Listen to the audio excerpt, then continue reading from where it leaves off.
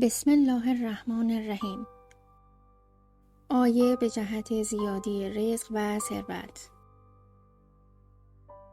برای وسعت رزق آیه مبارکه‌ای که در ادامه براتون گذاشته میشه رو 3 مرتبه بعد از نمازهای واجب همراه با 3 مرتبه صلوات در اول آن و 3 مرتبه صلوات در آخر آن بخوانید تا انشالله رزق و روزیتان افزایش یابد.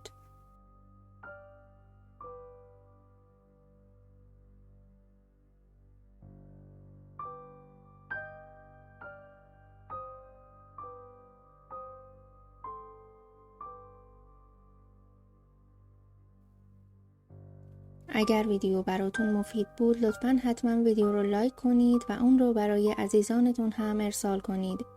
تا برنامه بعدی، خدا نگهدار.